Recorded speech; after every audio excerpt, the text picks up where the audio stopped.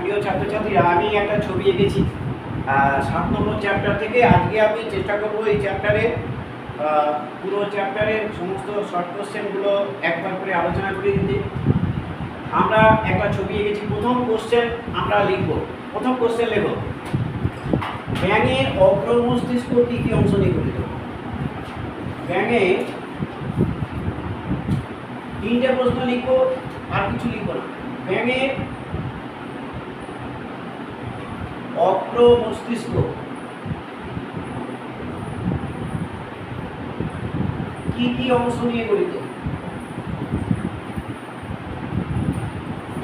হ্যাঁ, ব্যাঙের অগ্র মস্তিষ্ক কি কি অংশ নিয়ে গঠিত?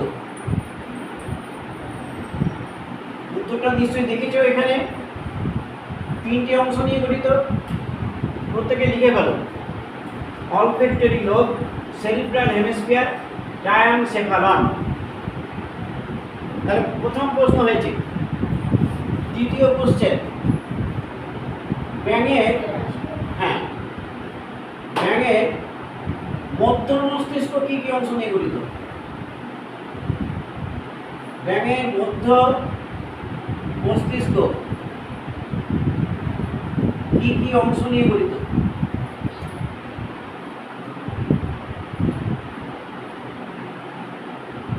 কি কি অংশ দরকার নেই? ব্যাঙের মস্তিষ্ক, ব্যাঙের মধ্য মস্তিষ্ক একটি অংশ। কোন অংশ নিয়ে গঠিত? কোন অংশ নিয়ে গঠিত? মধ্য মস্তিষ্ক একটি অংশ নিয়ে গঠিত, তার নাম হচ্ছে অপটিক লোব। দেখেছো এটা? আর 3 নম্বর কোশ্চেন হচ্ছে, ব্যাঙের পশ্চাৎ মস্তিষ্ক কি কি অংশ নিয়ে গঠিত? ব্যাঙের পশ্চাৎ মস্তিষ্ক কি কি অংশ নিয়ে গঠিত?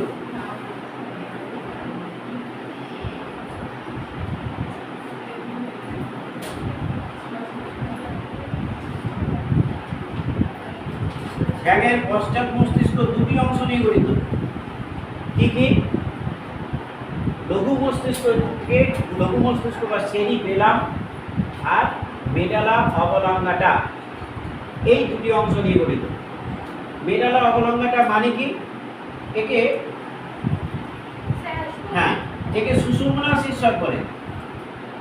একে বলা হয় সুষুম্না শীর্ষক। বাংলা মানেটা হচ্ছে সুষুম্না শীর্ষক। আমরা আরেকটি প্রশ্ন লিখব। প্রশ্নটা হচ্ছে, ব্যাঙের 4 নম্বর কোশ্চেন হচ্ছে, এই 4টে কোশ্চেন করলেই হবে, আর কিছু দরকার নেই। ছবিটা দেখেছো? 4টে কোশ্চেন এখান থেকে শুরু করবো, আর কিছু দরকার নেই, তাতে হয়ে যাবে। আচ্ছা, ব্যাঙের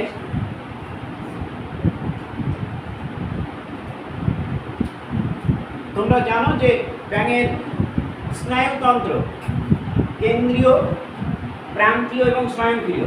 তাহলে ব্যাঙের প্রান্তীয় স্নায়ুতন্ত্রের অংশগুলো কি কি? এইটা ব্যাঙের প্রান্তীয়, আমি এগুলো সব আগে পড়িয়েছি। স্নায়ুতন্ত্রের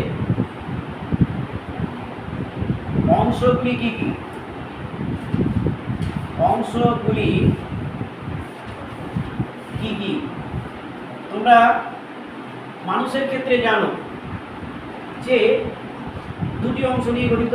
একটা হচ্ছে করোটি স্নায়ু, আর একটি হচ্ছে সুষুম্না স্নায়ু। এখানে কিন্তু করোটি স্নায়ু আছে, 2টি অংশ নিয়ে গঠিত। এই 2টি অংশ কি কি? এক হচ্ছে 10 জোড়া করোটি স্নায়ু, যেটা মস্তিষ্ক থেকে নির্গত হয়েছে। 10 জোড়া করোটি স্নায়ু। আর 2 নম্বর হচ্ছে 10 জোড়া সুষুম্না স্নায়ু। তাহলে এই 4টে প্রশ্ন করবো, ব্যাস। তোমরা জানো যে মানুষের ক্ষেত্রে নিশ্চয়ই করোটি স্নায়ুর সংখ্যা হচ্ছে 12 জোড়া, আর সুষুম্না স্নায়ুর সংখ্যা হচ্ছে 31 জোড়া মানুষের ক্ষেত্রে। এটা আমরা এবার এটা বুঝে দেবো। আমি এবার যাবো রক্ত সংবহনতন্ত্রে যাব। এটা লেখা হয়ে গেছে সবার? আচ্ছা, এবার আমরা যেটা যাবো সেটা হচ্ছে রক্ত সংবহনের পথ। এখান থেকে আমি একটু ছবিটা দেখাই, তাহলে তোমরা বিষয়টা বুঝতে পারবে। এটা মুছে দিই, আমরা মুছে দেবো। আর এবার আমরা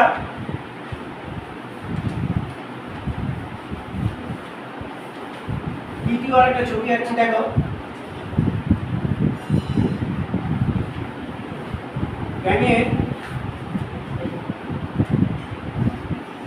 ব্যাঙের রক্ত সংবহন তন্ত্র, ব্যাঙের হৃৎপিণ্ডের একটা ছবি আমরা আঁকি। যে ব্যাঙের হৃৎপিণ্ড তোমরা জানো, যেহেতু আমি আগেই পড়িয়েছি, দুটি অলিন্দ একটি নিলয় নিয়ে গঠিত।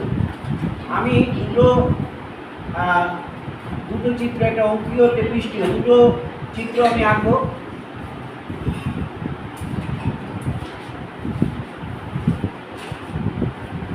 দুটো চিত্র আঁকলে তোমরা বুঝতে পারবে।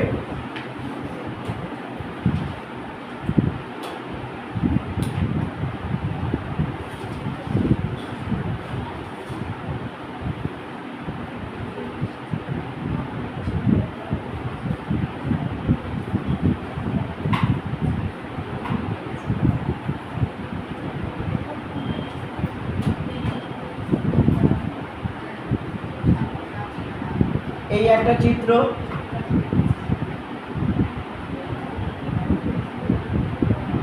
দেখো এই চিত্রটা, এটা এই যে ত্রিকোণাকৃতি যে প্রকোষ্ঠটা দেখছো, বলো তো কেউ একজন এই ত্রিকোণাকৃতি প্রকোষ্ঠটার নাম কি? না দেখে বলো, এইটার নাম কি? এই যে দুটি অগ্রমহাশিরা একটি পশ্চাৎ মহাশিরা নিয়ে গঠিত এই অংশটার নাম কি? যেখান থেকে দেহের উপরিভাগ থেকে এবং নিম্নভাগ থেকে রক্ত এখানে আসে, কারেক্ট। এই অংশটার নাম হচ্ছে সাইনাস ভেনোসাস। কি নাম? Sinus venosus. এই যে অগ্রমহাশিরাকে কি বলা হয় বলো তো ইংরেজিতে? তোমাদের বইয়ে লেখা আছে অ্যান্টেরিয়ার ভেনা কভা, আর এটা পোস্টেরিয়ার ভেনা কভা। এই দুটো হচ্ছে অগ্রমহাশিরা, মানে অ্যান্টেরিয়ার ভেনা কভা। এই তোমাদের বইয়ে এটা লেখা আছে, আমি লিখে দিচ্ছি। এটার নাম হচ্ছে অ্যান্টেরিয়ার ভেনা কভা, অ্যান্টেরিয়ার ভেনা কভা, কেমন? আর এটার নাম হচ্ছে পোস্টেরিয়ার ভেনা কভা, কেমন? এইবার দেখো ভালো করে, অ্যান্টেরিয়ার ভেনা কভা মানে অগ্রমহাশিরা। অগ্রমহাশিরা মানে দেহের উপরিভাগ থেকে রক্ত আসছে, মস্তিষ্কের দিক থেকে, দেহের পেছন দিক থেকে। এটা হচ্ছে পশ্চাৎ মহাশিরা একটি। এইটা মিলিয়ে তৈরি হচ্ছে একটা প্রকোষ্ঠ তৈরি হচ্ছে, যার নাম হচ্ছে সাইনাস ভেনোসাস। এখান থেকে রক্ত এইখানে আসে। এই প্রকোষ্ঠটার নাম হচ্ছে ডান অলিন্দ। তাহলে ডান অলিন্দে কোথা থেকে রক্ত আসে?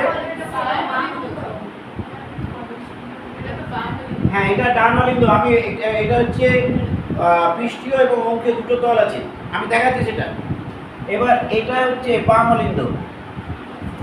বাম, তোমাদের বইটাও তোমরা খুলে দেখো, তাহলে তুমি বুঝতে পারবে। এটা হচ্ছে নিলয়, এটা হচ্ছে নিলয়। আর ডানটা এটা বাম অলিন্দ আছে।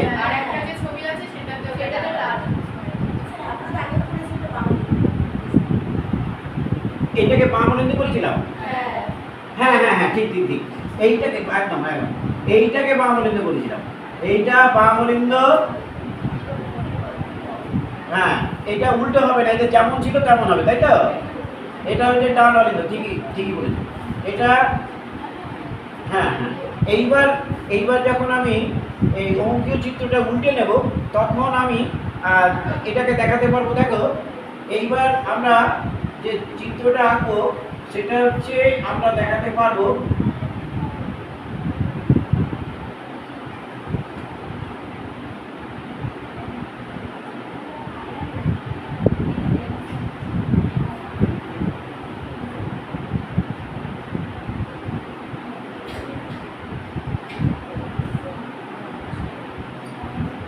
এবার আমরা এটাকে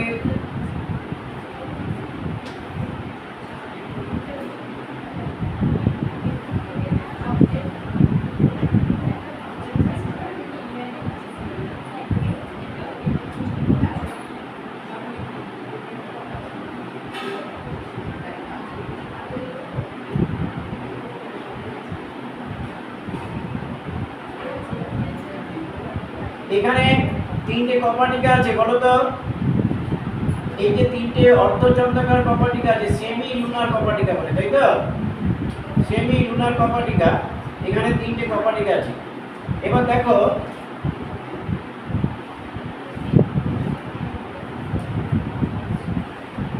এখানে এরকম উপবৃদ্ধি দেখা যায়, কলামনির কারণী বলে। এবার আমরা দেখাবো, দেখো এখানে একটি ছিদ্র আছে, এখানে একটি ছিদ্র আছে, এখানে রক্তটা প্রবেশ করছে, এখানে রক্তটা প্রবেশ করছে। এইটা কিন্তু ডান অলিন্দ, এটা ডান অলিন্দ। এইবার হচ্ছে এটা ডান অলিন্দ, এইবার আর এটা হচ্ছে বাম অলিন্দ। এই যে চিত্রটা দেখছো, এই চিত্রটা হচ্ছে ফুসফুসীয় শিরা। এটা কি?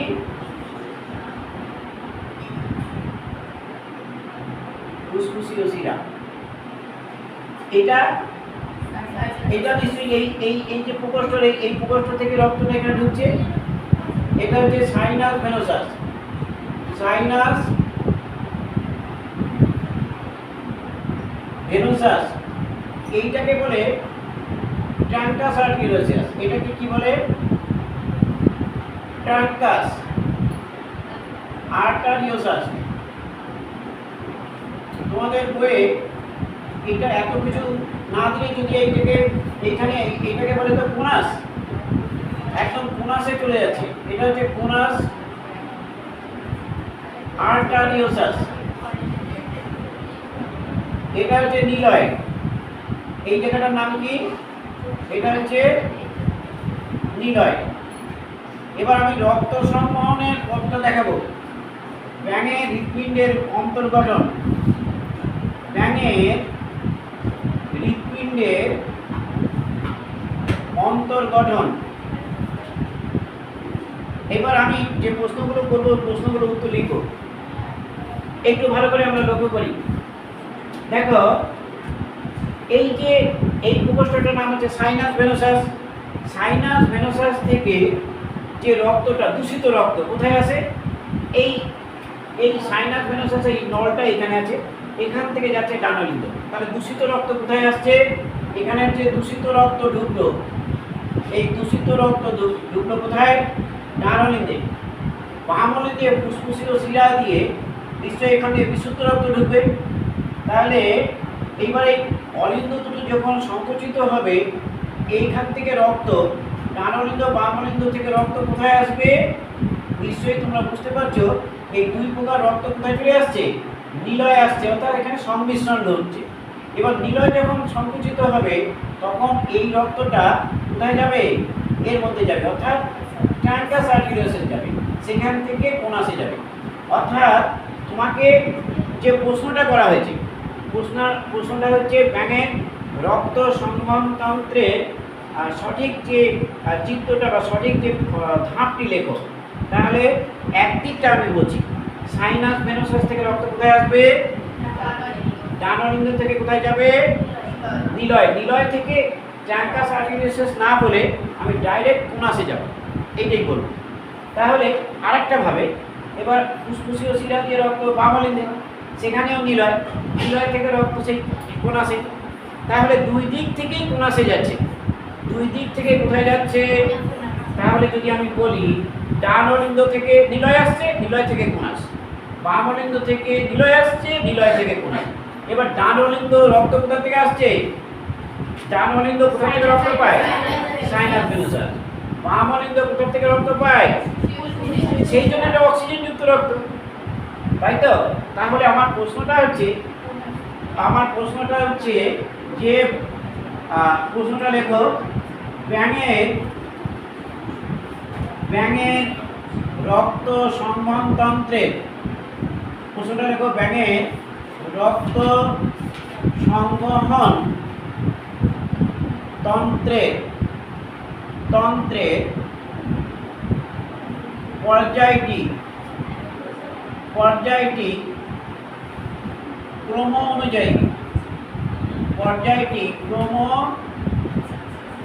অনুযায়ী লেখো। ক্রম অনুযায়ী যদি লিখতে হয় তাহলে প্রথমে কি লিখবো, তুমি একদিকটা লেখো ডান অলিন্দ, তাহলে ডান অলিন্দ কোথা থেকে রক্ত পাচ্ছে দেখো, তাহলে প্রথমে কি লিখবো, সাইনাস ভেনোসাস। আমি একটাই দেখাবো, সাইনাস ভেনোসাস। আচ্ছা, সাইনাস ভেনোসাস থেকে রক্তটা কোথায় যাবে, ডান অলিন্দ। ডান অলিন্দ থেকে রক্তটা কোথায় যাবে, নিলয়।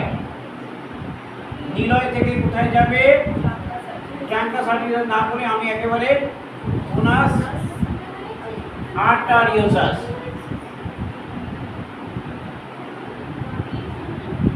কি বুঝতে পেরেছি? এবার আমি একটা এখানে যদি তোমাকে দ্বিতীয় প্রশ্ন করি, এই যে ডান অলিন্দ নিলয়ের মাঝখানে একটা কপাটিকা আছে, এই কপাটিকাটির নাম কি? ডান অলিন্দ আর নিলয়ের মাঝখানে ডান অলিন্দকে কি বলে, না ভুল হলো, ডান অলিন্দ প্রথমে হচ্ছে সাইনাস ভেনোসাস। এইখানে সাইনাস ভেনোসাস আর ডান অলিন্দের সংযোগস্থলে একটা কপাটিকা আছে, এর নাম সাইনাসের সাইনু আর অলিন্দের অরিকুলার, তাহলে সাইনু অরিকুলার কপাটিকা।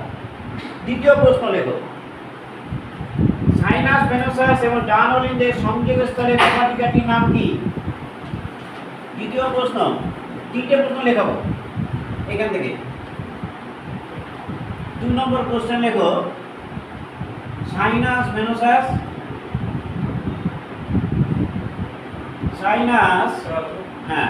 ভেনোসাস এবং সাইনাস ভেনোসাস এবং এটা সাইনাস ভেনোসাস, এই যে সাইনাস ভেনোসাস এবং তার সঙ্গে ডান সাইনাস ভেনোসাস এবং ডান অলিন্দের সংযোগ স্থলে থাকা কপাটিকাটির নাম কি? কপাটিকাটির নাম কি বলো? নামটি হচ্ছে সাইনাসের কি হবে, সাইনু, আর অলিন্দের অরিকুলার কপাটিকা। হ্যাঁ, তাহলে বুঝতে পেরেছ সাইনু অরিকুলার কপাটিকা কি হয়েছে, ঠিক আছে? আর একটা প্রশ্ন, সাইনু অরিকুলার কপাটিকা কোথায় থাকে? এটা হচ্ছে সাইনাস ভেনোসাস আর ডান অলিন্দের সংযোগস্থল। এবার দেখো, নিলয় এবং ট্রাঙ্কাস আর্টেরিয়াসের সংযোগস্থলে যে কপাটিকা থাকে, পরের প্রশ্ন, তিনটে প্রশ্ন লিখে আমি মুছে দেবো। এই যে আজকে পুরো চ্যাপ্টার থেকে শর্ট কোশ্চেন পুরোটা কভার করব এবং মঙ্গলবারে আমি তোমাদের একটা শর্ট কোশ্চেন দেবো। 3 নম্বর কোশ্চেন হচ্ছে, দেখো এই যে নিলয় এবং ট্রাঙ্কাস আর্টেরিয়াসের সংযোগস্থলে থাকা কপাটিকার নাম কি? নিলয় এবং ট্রাঙ্কাস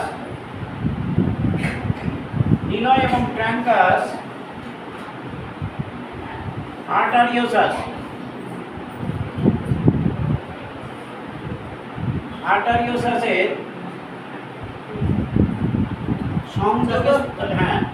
সংযোগস্থলে থাকা কপাটিকাটির নাম কি?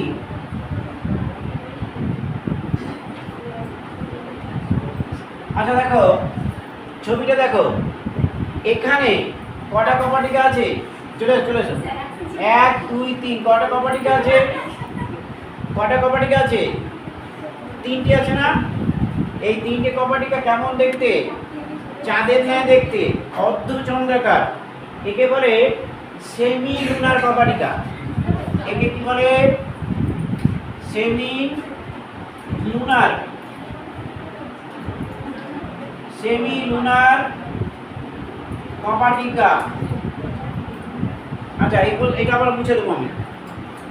তাহলে আমরা রক্ত সংবহনতন্ত্র থেকে 3টে কোশ্চেন করলাম, এটা মুছে দিচ্ছি আমরা। কোশ্চেনটা না, কোশ্চেন মুছি না। আচ্ছা, তারপরে আমরা রক্ত সংবহনতন্ত্র জানলাম, তারপরে ব্যাঙের মস্তিষ্কের ছবিটা দেখলাম। এইবার আমি ব্যাঙের সম্বন্ধে কয়েকটি কোশ্চেন লিখব। এক হচ্ছে, পরের কোশ্চেন লেখো। পরের কোশ্চেন হচ্ছে পুরুষ ব্যাঙ কিভাবে চেনা যায়? পুরুষ ব্যাঙ কিভাবে চেনা যায়? কিভাবে চেনা যায়? কেউ বলো তো, পুরুষ ব্যাঙ কিভাবে চেনা যায়? ব্যাঙের প্রথম আঙুল, অগ্রপদের প্রথম আঙুলের নিচে কি থাকে? Thumb pad. থাম্ব প্যাডের অপর নাম কি? কপুলেটরি প্যাড। দেখো, উত্তরটা হচ্ছে পুরুষ ব্যাঙের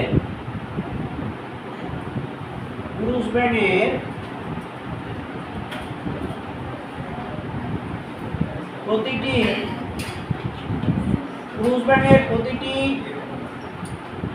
অগ্রপদের প্রথম আঙুলের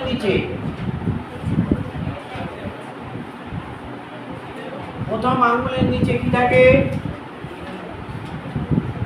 থাম্ব প্যাড, বা একে কপুলেটরি প্যাড বলে। তাহলে কপুলেটরি প্যাড নিশ্চয়ই জানো যে সঙ্গমকালে এটি তাদের সঙ্গম অঙ্গ হিসাবে ব্যবহৃত হয়।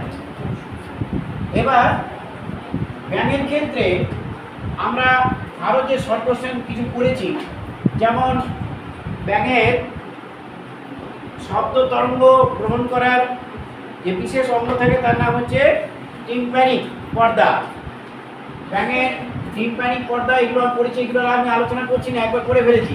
আমরা আজকে যেটা করব, যেটা আমি আলোচনা এখনো করিনি, আজকে সেটা করব আবরণী কলা। কলা কয় প্রকার, কী কী, এখান থেকে আমি শুরু করি, কারণ ওই দিকটা একদম হয়নি। যোগ কলা, আবরণী কলা, ওইটা হয়নি। আমরা এবার পরের প্রশ্ন নিচ্ছি। পরের প্রশ্ন লেখো, কলা কয় প্রকার ও কী কী? কলা কয় প্রকার ও কী কী? দেখো, কলা 4 প্রকার। কলা 4 প্রকার।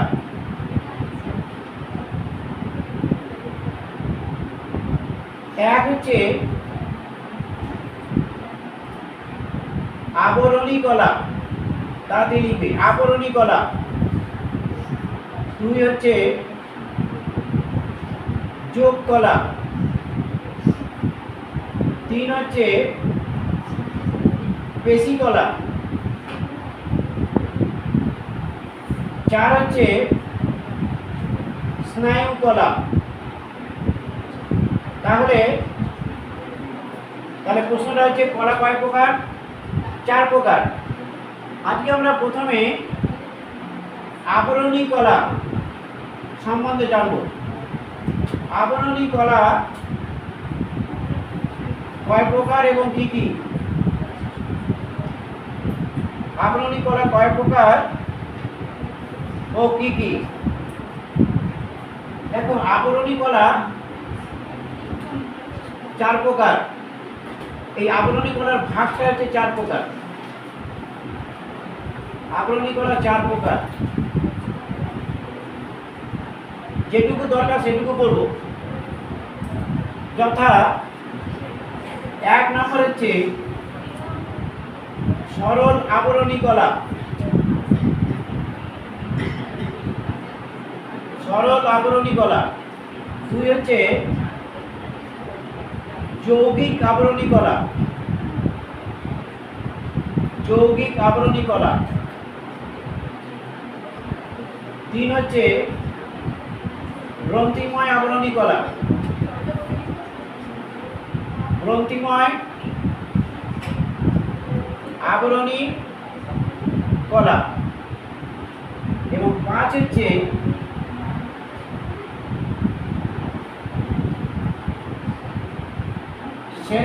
Sensory epithelium. এপিথেলিয়াম।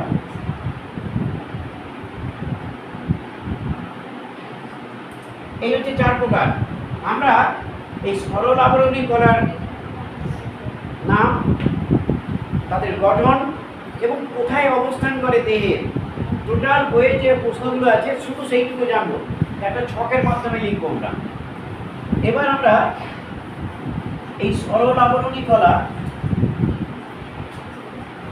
প্রশ্নটা আমরা আজকে যেটা লিখবো সেটা হচ্ছে সরল আবরণী কলা। পরের প্রশ্ন লেখো, সরল আবরণী কলার নাম, তার গঠন কেমন দেখতে শুধু, এবং অবস্থান কোথায় থাকে লেখো। আমরা যত প্রশ্ন আছে এইটুকু আছে, এমন কিছু নেই। তাহলে এবার সরল আবরণী কলাগুলোর নাম লিখব। প্রথম ঘরে লিখব সরল আবরণী কলা, কলার নাম, তার গঠনটা কেমন, দেখতে কেমন হবে, আর মানবদের কোথায় কোথায় অবস্থান আছে। এবার আমরা 1 নম্বর লিখছি সরল আবরণী কলা। দেখো একেবারে আইসাকার,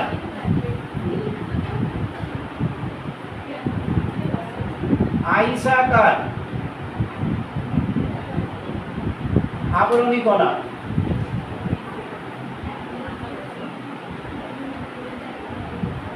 আইসাকার আবরণী কলা।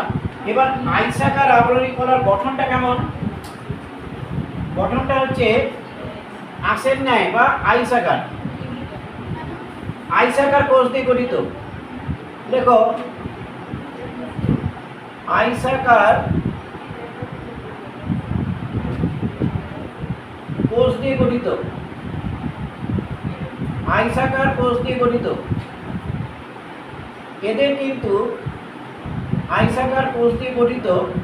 এবং আরেকটা কথা এখানে লিখতে পারলে খুব ভালো হয় যে এদের দৈর্ঘ্য ও প্রস্থ উচ্চতার চেয়ে বেশি, উচ্চতার চেয়ে বেশি। আর কিছু জানো না। এবার অবস্থানের ঘরে যাব। অবস্থান দেখো এটা কোথায় কোথায় আছে। রক্তনালীর অন্তঃপ্রাচীর, এই প্রশ্নটা আছে এমসিকিউতে। রক্তনালীর অন্তঃপ্রাচীরে থাকে। আর কোথায় থাকে? ফুসফুসে অ্যালভিওলাই মানে বায়ুথলিতে থাকে। অ্যালভিওলাই মানে বায়ুথলি। কোথায় আর কোথায় থাকে? মুখ্য গহ্বরে থাকে। গ্রাসনালীতে থাকে। পুরা ফুসফুসের যে আবরণ পেরিটোনিয়াম, পেরিটোনিয়াম এই সমস্ত অংশে থাকে। আইসাকার আবরণী কলা, আইস মানে মাছের আঁশের মতো দেখতে। এবং আমি ছবিটা আঁকতে গেলে অনেক সময় যাবে, তারপরেও আমি ছোট্ট করে কি এঁকে দিই দেবো? আঁকতে হবে কি না বইটা দেখে নেবে? এঁকে দেখাবো। আচ্ছা আইসাকার আবরণী কলা এইখানটা দেখাই, এইখানটা জায়গা আছে। আচ্ছা দেখো আয়সাকার আবরণী কলা,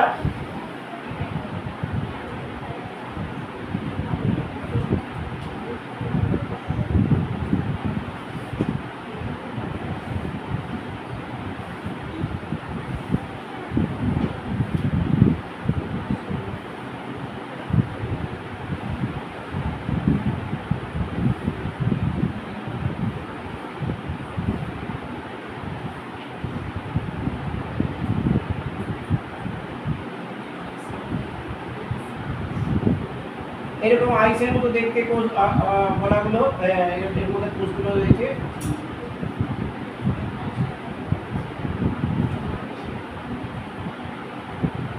আইসাকার আবরণী কলা খুব তাড়াতাড়ি এঁকেছি, তোমরা একটু দেখে নাও এইটা। এবার দেখো প্রত্যেকটা কোষে একটি করে নিউক্লিয়াস আছে, প্রত্যেকটা কোষে একটি করে নিউক্লিয়াস আছে, এবং এই এদের যে এটাকে বলা হয়, এই যে এটাকে বলে ভিত্তি পর্দা, ভিত্তি পর্দা থাকবে আবরণী কলায়, ভিত্তি পর্দা বা একে বলে বেসমেন্ট মেমব্রেন, বেসমেন্ট মেমব্রেন থাকে।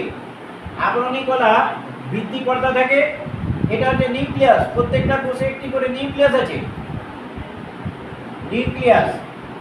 আবরণী কলায় কি থাকে না?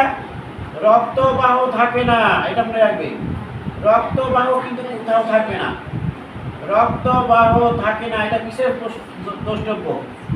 কিন্তু ভিত্তি পর্দা থাকে, চোখ কলায় রক্তবাহ থাকে, ভিত্তি পর্দা থাকে না।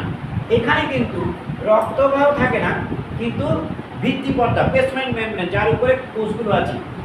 আবরণী কলা সম্বন্ধে জানলাম। নেক্সট হচ্ছে, নেক্সট আমরা লিখবো হচ্ছে, এটা হচ্ছে আবরণী কলা। এবার আমরা যেটা লিখবো আবরণ, আইসাকার মানে স্কোয়ামাস, আমি বাকি ইংরেজিটা লিখলাম না। আইসাকার কি কি বলা হয়?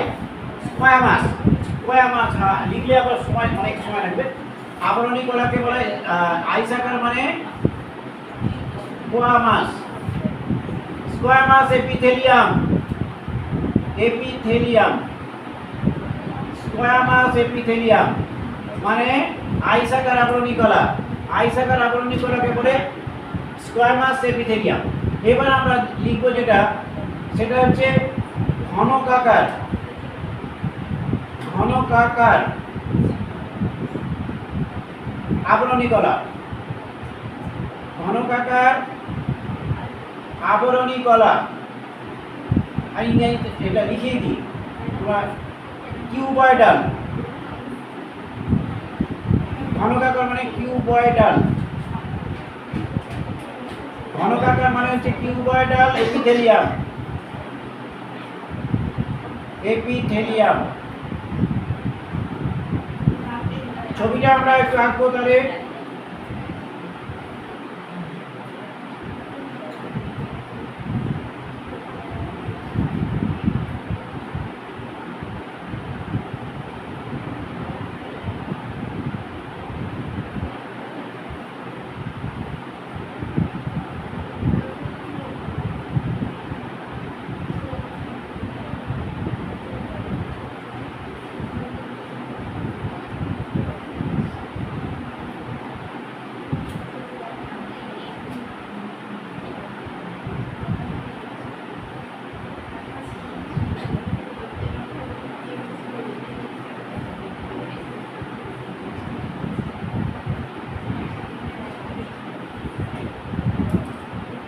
আচ্ছা দেখো আমরা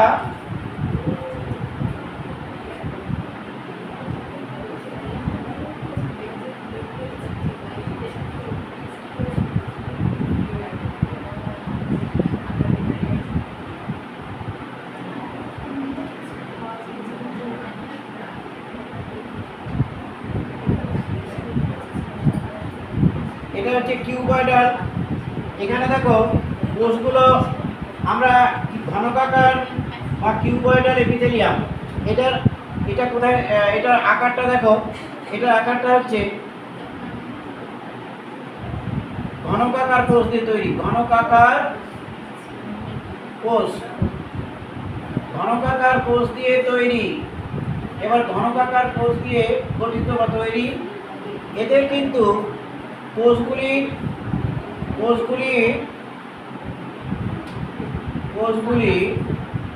দৈর্ঘ্য, প্রস্থ এবং উচ্চতা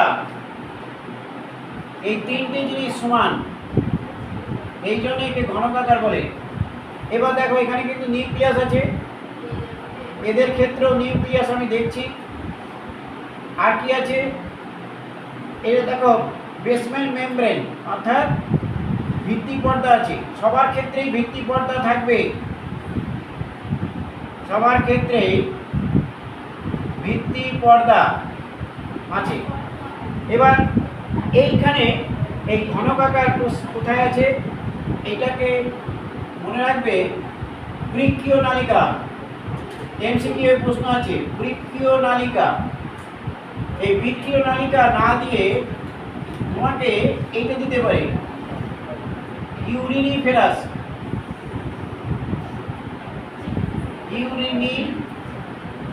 নালিকা, ইউরিনিফেরাস নালিকা। আর এই ঘনকাকার কোষগুলো কোথায় থাকে, জার্মিনাল এপিথেলিয়াম, জার্মিনাল এপিথেলিয়াম। এটা যেখান থেকে শুক্রাণু মাতৃকোষ এবং ডিম্বাণু মাতৃকোষ তৈরি হয় সেই জায়গাটা থাকে জার্মিনাল এপিথেলিয়াম। এটা আমরা 12-এ অনেক বেশি করে পড়ব, কীভাবে স্পার্মাটোগোনিয়া বা উগোনিয়ামগুলো তৈরি হয় এখান থেকে, সেগুলো আমরা পড়ব। এবার আমরা যেটা জানবো, আমরা এটা দুটো লিখলাম, তাহলে এইগুলো কিন্তু খুব ভালো করে মুখস্থ করবে। দেখো বৃক্কীয় নালিকা আর জার্মিনাল এপিথেলিয়াম, অবস্থানটা মুখস্থ করলে কোশ্চেনগুলো লিখতে পারবে, খুব ভালো করে মুখস্থ করবে, তাহলে দেখবে। এবার আমরা 3 নম্বরটা লিখব। 3 নম্বরটা হচ্ছে, এবার হচ্ছে স্তম্ভাকার আবরণী কলা। স্তম্ভাকার আবরণী কলাকে বলা হয় কলামনার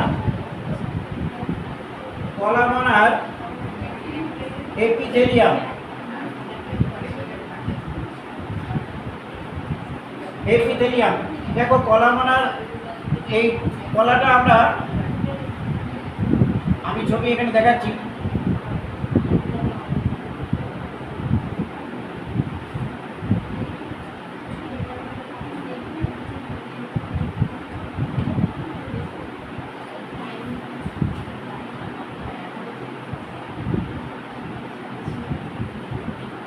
দেখো এটা ভিত্তি পর্দার দিকে নিউক্লিয়াসটা আছে।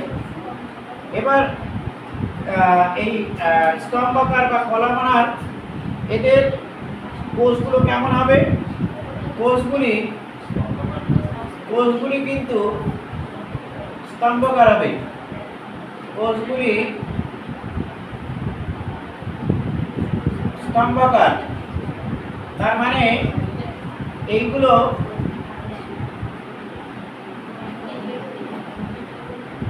প্রস্থের তুলনায় উচ্চতা বেশি, প্রস্থের তুলনায় এর উচ্চতা বেশি হবে। আচ্ছা, এবার এই কোষগুলো কোথায় অবস্থান করছে দেখো, স্তম্ভাকার। এটা দুটো কথা মনে রাখবে, একটা হচ্ছে অন্ত্র আর পাকস্থলী। এটা হচ্ছে পাকস্থলী আর হচ্ছে অন্ত্র মানে বৃহদন্ত্র এবং ক্ষুদ্রান্ত্র, এইখানে অবস্থান করে। তাহলে আমরা 3টে জানলাম, আর দুটো আছে, আমরা উপরের দিকটা মুছে দিই।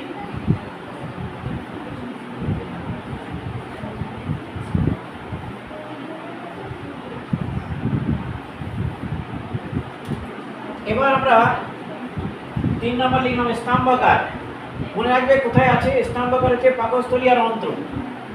এবার 4 নম্বর হচ্ছে সিলিয়েটেড। সিলিয়েটেড আবরণী কলা। সিলিয়েটেড আবরণী কলা কোথায় থাকে? সিলিয়েটেড আবরণী কলা, এর বাংলা নাম নেই, এরকম আছে। সিলিয়েটেড মানে রমস আর কি। সিলিয়েটেড আবরণী কলা, এর অবস্থানটা হচ্ছে, এর গঠনটা কেমন? গঠনটা ঘনকাকার হতে পারে,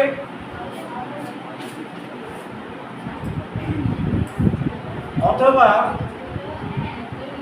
স্তম্ভাকার হতে পারে। স্তম্ভাকার কোষ, ঘনকাকার বা স্তম্ভাকার কোষ দিয়ে তৈরি, এরকম হতে পারে। এবং প্রান্তে কি থাকে? এক সারি রোম থাকে, মানে সিলিয়া। এটা কোথায় কোথায় থাকবে? এটা মূত্রনালী, শ্বাসনালী,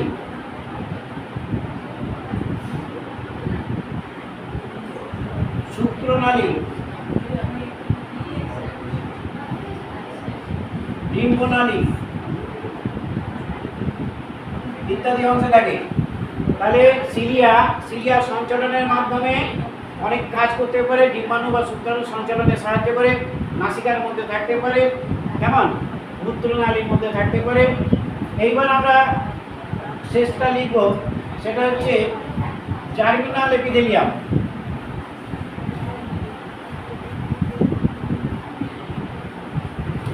এবার আমরা যেটা লিখবো সেটা হচ্ছে 5 নম্বর হচ্ছে জার্মিনাল এপিথেলিয়াম।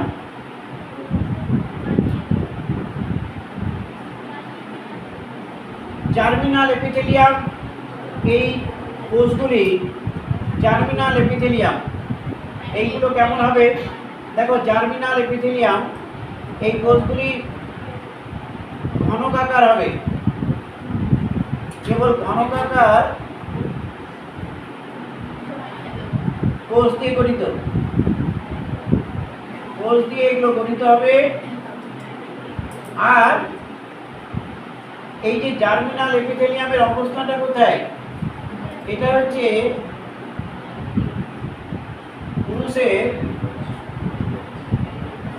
পুরুষের ক্ষেত্রে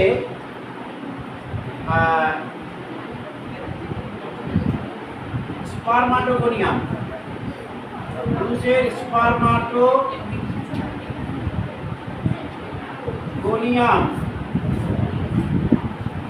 আর ডিম্বাশয়, মহিলাদের ডিম্বাশয়, মহিলাদের ডিম্বাশয় অবস্থান করে। তাহলে স্পারমাটোগোনিয়াম মানে যেখান থেকে স্পার্মটা তৈরি হয় সেই কোষে থাকে। অর্থাৎ এটা একটু ভালো করে বললে, স্পার্মটা তৈরি হয় কোথায়? এটা একটু আমি লিখে দিই। পুরুষের ক্ষেত্রে পুরুষের সেমিনিফেরাস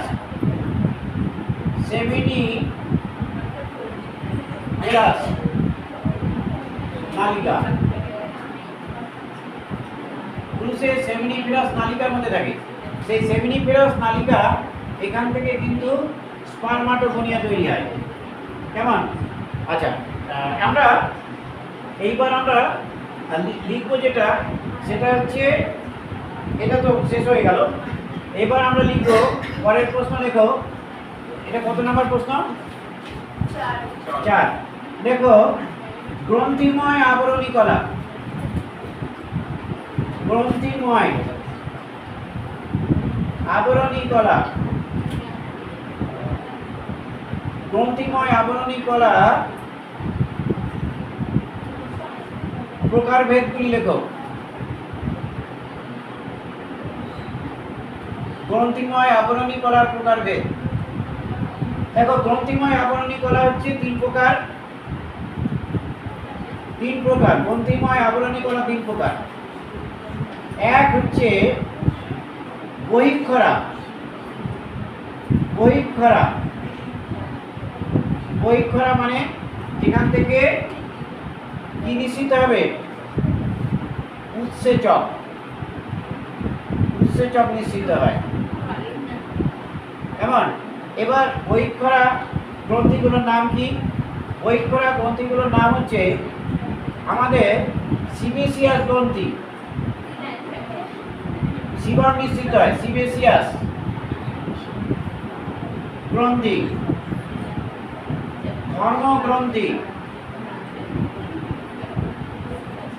এগুলো হচ্ছে বহিঃক্ষরা গ্রন্থি।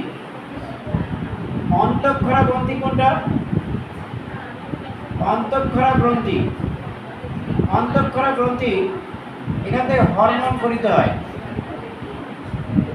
হরমোন নিশ্চিত হয়। হরমোন দেখো, অন্তঃক্ষরা গ্রন্থি হচ্ছে পিটুইটারি,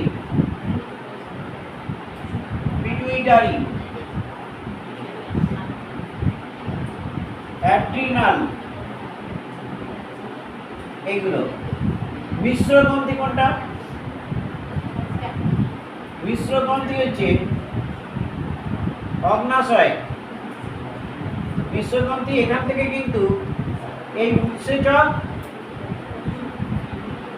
প্লাস হরমোন দুটোই নিশ্চিত হয়।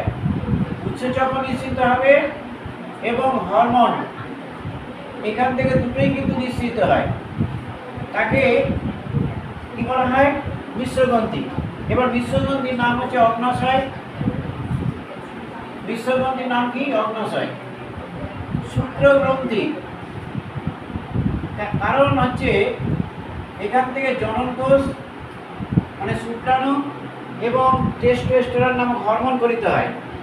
এবার আমরা যেটা জানবো সেটা খুব ইম্পর্টেন্ট, এখান থেকে প্রশ্নটা থাকবেই।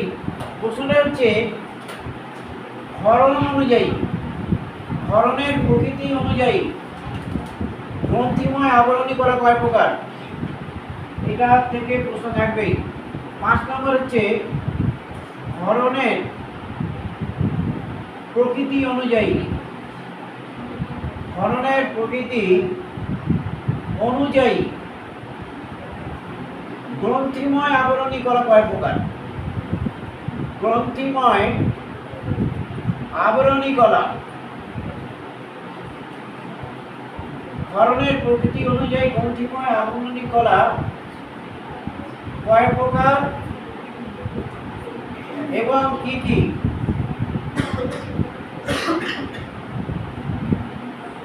হরণের প্রকৃতি অনুযায়ী গ্রন্থিময় আবরণী কলা কয় প্রকার এবং কি কি? লেখো 3 প্রকার। হরণের প্রকৃতি অনুযায়ী গ্রন্থিময় আবরণী কলা 3 প্রকার। এক হচ্ছে অ্যাপোক্রাইন। অ্যাপোক্রাইন, অ্যাপোক্রাইন, অ্যাপোক্রাইন মানে আমি মনে রাখার জন্য বলছি, অল্প বয়সী শিশুরা মাতৃদুগ্ধ পান করে।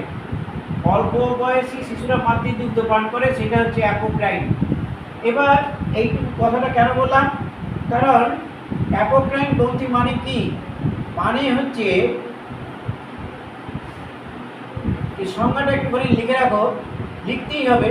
কোষের অগ্রভাগ, কোষের অগ্রভাগ ফেটে গিয়ে, কোষের অগ্রভাগ ফেটে গিয়ে ক্ষরণ পদার্থ নির্গত হয়। ক্ষরণ পদার্থ নির্গত হয়। তাহলে কোষের অগ্রভাগ ফেটে যায়, কোষের অগ্রভাগ ফেটে গিয়ে ক্ষরণ পদার্থ নির্গত হয়, কিন্তু কোষটি মারা যায় না। কোষটি মারা যায় না। এর উদাহরণ হচ্ছে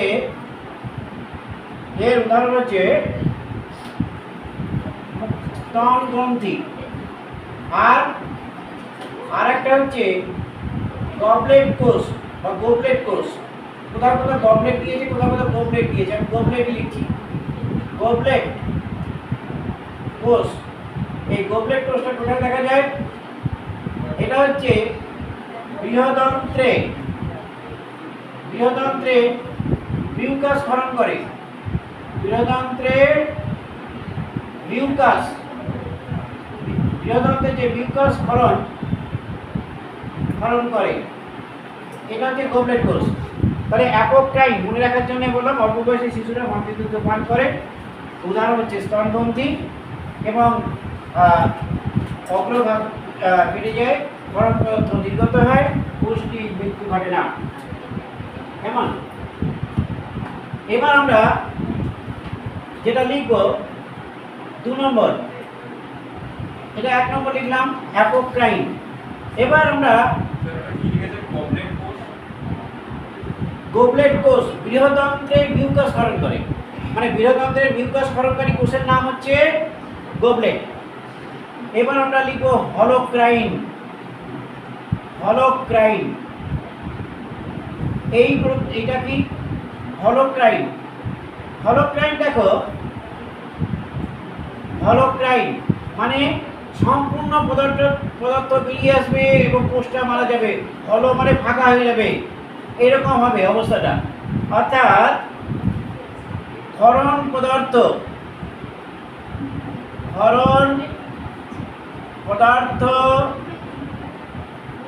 পদার্থ নির্গত হয়, ক্ষরণ পদার্থ নির্গত হওয়ার সময়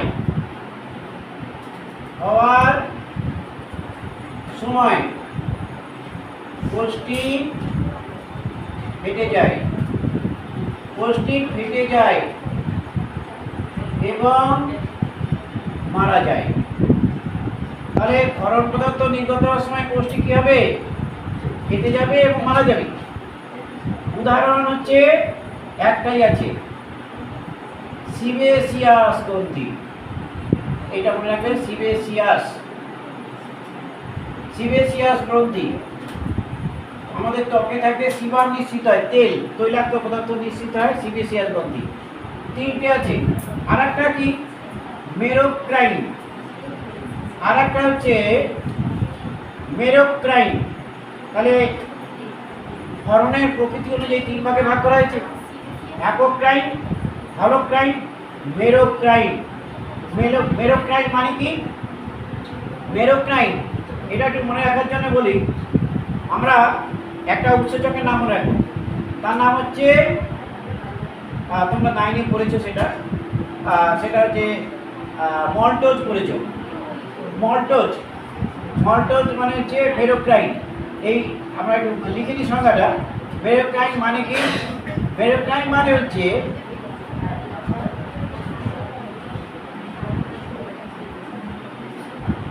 মেরোক্রাইন মানে এখান থেকে খরিত পদার্থ এক্সোসাইটোসিস,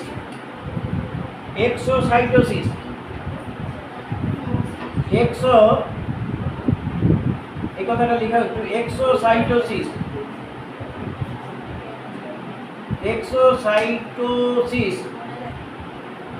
তোমরা 9-এ একটা ছবি ছিল, কোষের থেকে এরকম দেখবে কোনায় গোল গোলগুলো বেরিয়ে গেছে, লেখা আছে এক্সোসাইটোসিস। 9-এ কোষের মধ্যে লেখা ছিল এক্সোসাইটোসিস। তখন পড়েছো কিনা ভালো করে জানি না। এক্সোসাইটোসিস মানে কোষের থেকে কোনো পদার্থ কোষের একটা প্রাচীর বিকীর্ণ হলো, সেখান থেকে বেরিয়ে গেল। তাহলে এক্সোসাইটোসিস পদ্ধতিতে কি হয়? ক্ষরণ পদার্থ কোষ থেকে নির্গত হয়,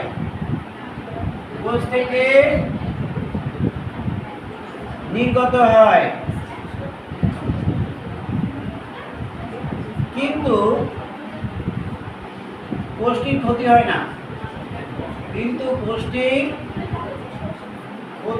না, এটা হচ্ছে এক্সোসাইটোসিস। এটা হচ্ছে মেরোক্রাইন। উদাহরণ কি? উদাহরণ হচ্ছে থাইরয়েড গ্রন্থি,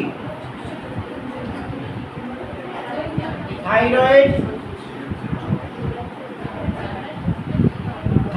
গ্রন্থি, অ্যাড্রিনাল গ্রন্থি,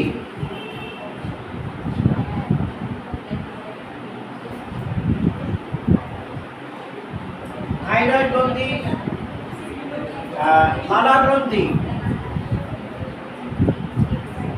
তাহলে এই যে তিনটে অ্যাপোক্রাইন, হলোক্রাইন এবং মেরোক্রাইন, তাহলে মনে রাখবে এই তিনটে অ্যাপোক্রাইন, মেরোক্রাইন এবং হলোক্রাইন আমরা এটা মুছে দেব। এবার আমরা যেটা লিখব সেটা হচ্ছে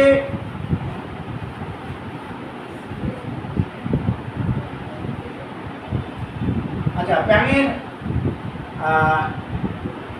যোগ কলার মধ্যে, যোগ কলার পরে প্রশ্ন লেখো, যোগ কলার মধ্যে থাকা কোষীয় উপাদানগুলির নাম লেখো। যোগ কলায়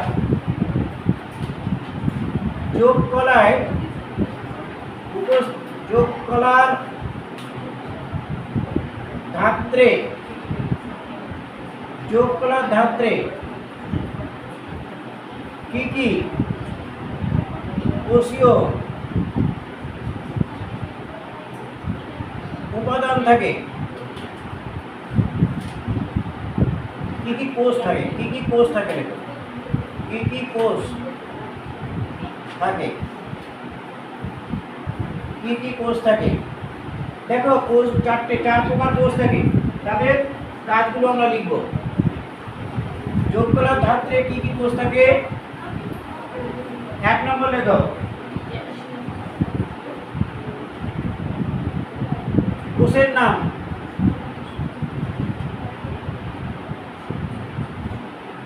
আর এদিকটা লিখবো কাজ, কি কি কোষ থাকে এবং তাদের কাজ কি। 1 নম্বর হচ্ছে যোগ কলার ধাত্রে যে কোষ থাকে তার নাম হচ্ছে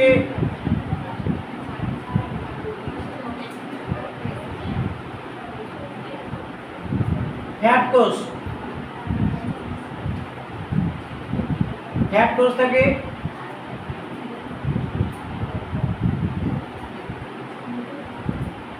ম্যাক্রোফাজ থেকে ফ্যাট কোষ থাকে, ম্যাক্রোফাজ থেকে ফ্যাট কোষ, ম্যাক্রোফাজ,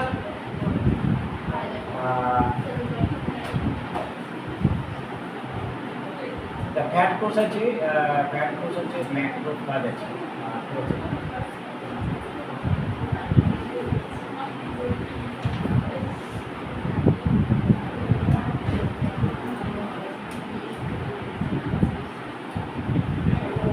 আচ্ছা, এর মধ্যে আর কি কি আছে? ফাইব্রোব্লাস্ট আছে, ফাইব্রোব্লাস্ট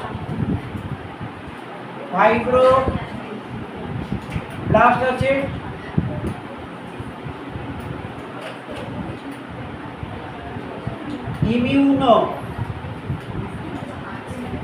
ইমিউনোসাইট আছে,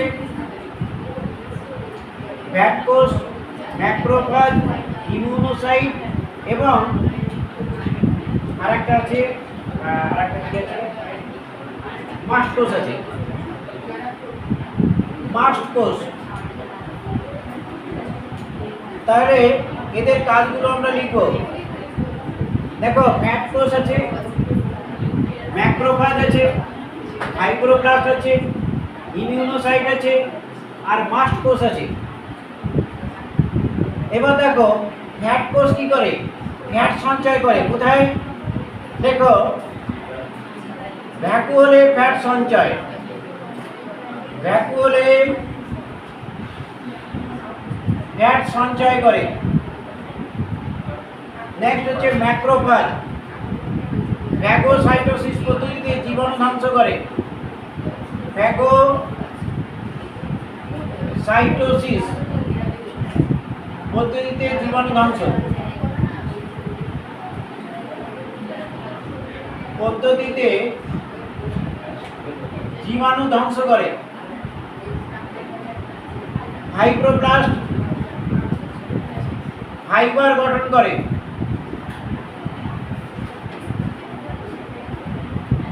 ফাইবার মানে তন্তু। ইমিউনোসাইট কি করে? অ্যান্টিবডি উৎপাদন করে। অ্যান্টিবডি উৎপাদন করে।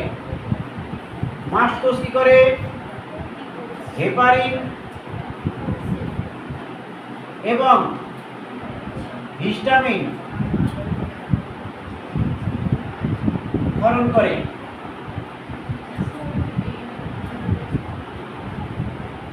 তাহলে দেখো যোগ কলার ধাত্রে কি কি কোষ থাকে আমরা জানলাম। যোগ কলার এবার পরের প্রশ্ন হচ্ছে যোগ কলায় কি কি যোগ কলায় কি কি তন্তু থাকে? যোগ কলায় কি কি তন্তু থাকে? এক হচ্ছে শ্বেত তন্তু, যাকে কোলাজেন বলে। এক হচ্ছে কোলাজেন তন্তু। কোলাজেনের নাম হচ্ছে শ্বেত তন্তু। কোলাজেনকে শ্বেত তন্তু বলে।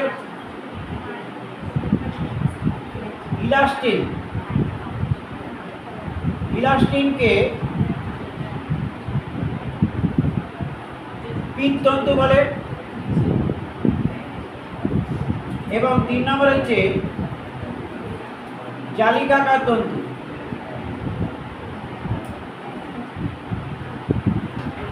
জালিকাকার তন্তু, এই 3 প্রকার তন্তু থাকে। তাহলে যোগ কলায় কি কি তন্তু থাকে আমরা জানলাম। এবার আমরা লিখবো যেটা, সেটা হচ্ছে এই যে রক্ত, আমরা রক্ত সম্বন্ধে জানি, পড়েছি, এটা আমরা পড়ানো হয়নি। আমরা যেটুকু দরকার সেটুকু লিখব। বিভিন্ন প্রকার রক্তকণিকা, তাদের বিজ্ঞানসম্মত নাম এবং কাজ। তাহলে আমরা পরের প্রশ্ন দেখব, রক্তকণিকা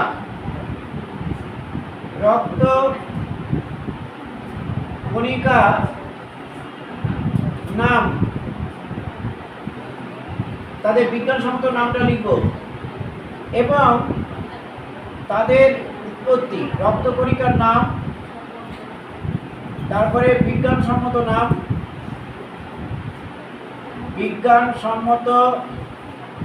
নাম এবং উৎপত্তি কোথা থেকে হয়, এই 3টে লিখব। উৎপত্তি।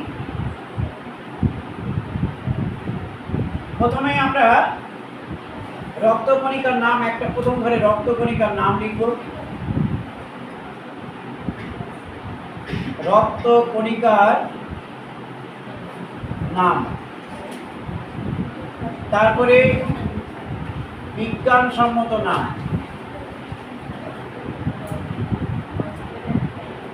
তারপরে তার উৎপত্তি কোথা থেকে হয়। আচ্ছা, প্রথমে আমরা লোহিত রক্তকণিকা লিখব। লোহিত রক্তকণিকা, এই লোহিত রক্তকণিকাকে কি বলে? এরিথ্রোসাইট। এর উৎপত্তি কোথা থেকে হয় এটা একটু মনে রাখবে। স্পঞ্জি অস্থি,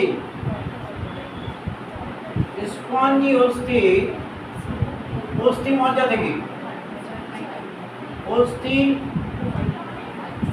থেকে, কেমন? স্পঞ্জি অস্থি মজ্জা থেকে লোহিত কণিকা উৎপত্তি হয়। এবার দেখো 2 নম্বর হচ্ছে শ্বেত রক্তকণিকা। শ্বেত রক্তকণিকা এর নাম হচ্ছে লিউকোসাইট।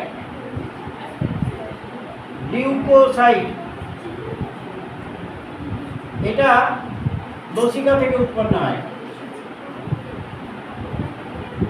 3 নম্বর হচ্ছে অনুচক্রিকা, অনুচক্রিকা এটা নাম হচ্ছে থ্রম্বোসাইট। থ্রম্বোসাইট এটা অস্থিমজ্জার, এটা প্রশ্নটা আছে কিন্তু এই 3 নম্বর যেটা অস্থিমজ্জার মেগা ক্যারিওসাইট, মেগা ক্যারিওসাইট কোষ থেকে উৎপন্ন হয়। মেগা ক্যারিওসাইট এটা কিন্তু ছক মিলানোর মধ্যে আছে, মেগা ক্যারিওসাইট কোষ। এবার আমরা রক্ত তঞ্চনে সাহায্যকারী বিভিন্ন প্রোটিনের নাম লিখব। রক্ত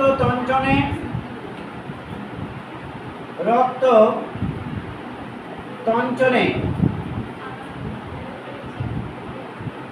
সাহায্যকারী প্রোটিন, রক্ত তঞ্চনে সাহায্যকারী প্রোটিন, প্রোটিনের নাম লেখো। রক্ত তঞ্চনকারী প্রোটিনের নাম কি কি? 1 নম্বর হচ্ছে অ্যালবুমিন,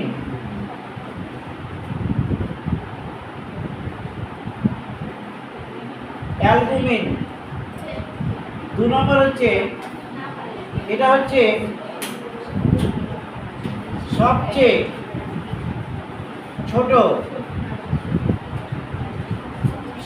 ছোট প্রোটিন, রক্তের সবচেয়ে ছোট প্রোটিনের নাম অ্যালবুমিন।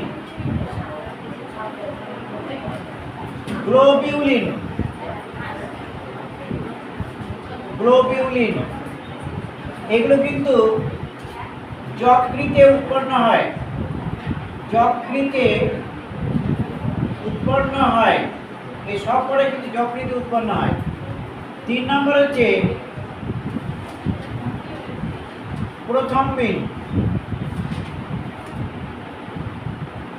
প্রথমবিন এটা কিন্তু এগুলো যকৃতে উৎপন্ন হয়। আর 4 নম্বর হচ্ছে ফাইব্রিনোজেন, ফাইব্রিনোজেন। এই ফাইব্রিনোজেন এটা হচ্ছে সবচেয়ে বড় প্রোটিন, সবচেয়ে বড় প্রোটিন। কেমন? এগুলো সবই যকৃতে উৎপন্ন হয়। Albumin, globulin, প্রথমবিন, fibrinogen. এই গ্লোবিউলিন আবার 3 প্রকার, আমি এটা লিখলাম না, এটা 3 প্রকার আছে। একটা হচ্ছে আলফা, একটা হচ্ছে বিটা, আর একটা হচ্ছে গামা। এই 3 প্রকার আছে, আলফা, বিটা, গামা। গ্লোবিউলিন হচ্ছে 3 প্রকার, আলফা গ্লোবিউলিন, বিটা গ্লোবিউলিন এবং গামা গ্লোবিউলিন। তাহলে রক্ত তঞ্চনে সাহায্যকারী প্রোটিনের নাম লিখলাম। এবার আমরা রক্ত তঞ্চন সম্বন্ধে জানলাম, এখানে লিখলাম উপরটা বুঝি, উপরটা বুঝবো। আচ্ছা, উপরটা বুঝি। এবার আমরা যেটা লিখব সেটা হচ্ছে, আচ্ছা আমরা এবার একটু তোমাদের কোন জায়গাটা যাব, আচ্ছা এইখানে আমরা একটু এখানে লিখি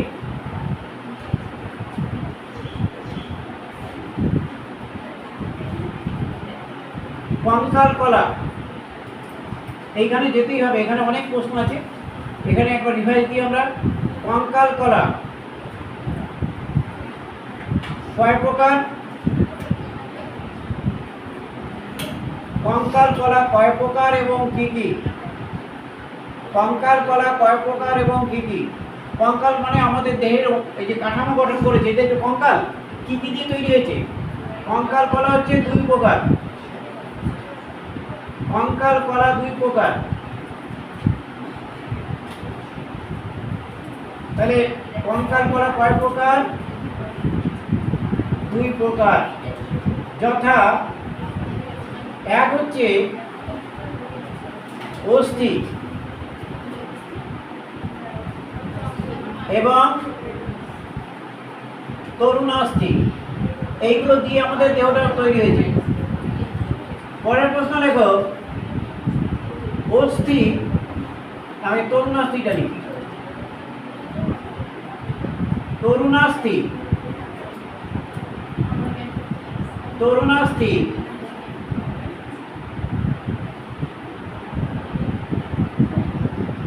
কোষের, তরুণাস্থি কোষের নাম কি? তরুণাস্থি কোষের নাম কন্ড্রোসাইট। তরুণাস্থি কোষকে কি বলা হয়? কন্ড্রোসাইট। অস্থি কোষের নাম কি? অস্থি কোষের নাম এবং কাজ। অস্থি কোষের নাম এবং কাজ লেখো। অস্থি কোষ তো 3 প্রকার, এটা কিন্তু তোমাদের একবার লিখিয়েছি, আমি আরেকবার লিখে দিচ্ছি এখানে। এই প্রশ্নটা অস্থি কোষ তোমাদের নিশ্চয়ই মনে আছে। অস্থি কোষ 3 প্রকার, একটা হচ্ছে অস্থি কোষ এবং তার কাজ। 1 নম্বর হচ্ছে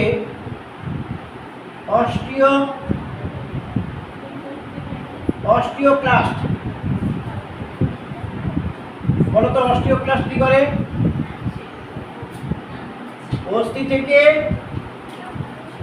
অস্থি থেকে কি করে?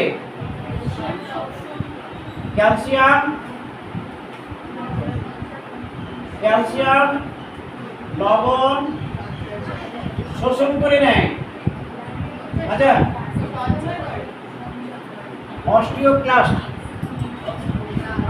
অস্টিওক্লাস্ট থেকে ক্যালসিয়াম লবণ শোষণ করে, ফলে অস্থি ক্ষয় হয়ে যায়। অস্থি ক্ষয়ের জন্য দায়ী কোনটা? এইটা। 2 নম্বর হচ্ছে অস্টিওব্লাস্ট। অস্টিওব্লাস্ট কি করে? অস্টিওব্লাস্ট কিন্তু এটা কিন্তু ক্যালসিয়াম লবণ ক্যালসিয়াম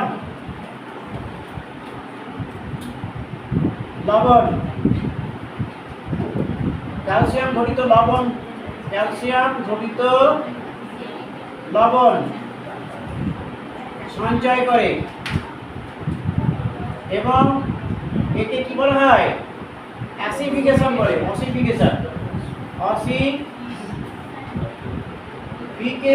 অসিফিকেশন মানে কি? ক্যালসিয়াম সঞ্চিত করা, অসিফিকেশন করে। আরেকটা নাম হচ্ছে অস্টিওসাইট।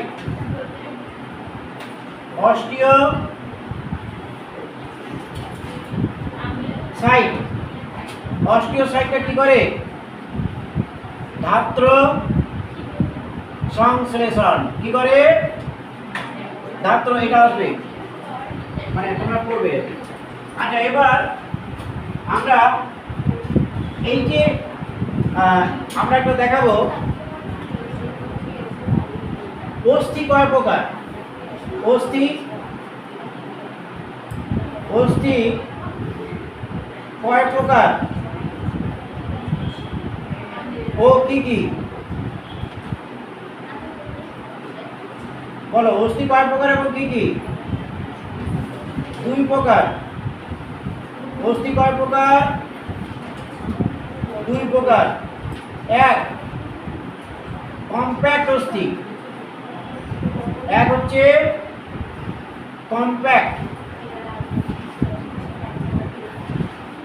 কম্প্যাক্ট অস্থি, আর একটা হচ্ছে স্পঞ্জি অস্থি। কম্প্যাক্ট অস্থি এবং স্পঞ্জি অস্থি। একটা ছবি এঁকে দেখাচ্ছি, নিশ্চয়ই তোমরা দেখেছো। এই যে একটা ছবি আঁকছি,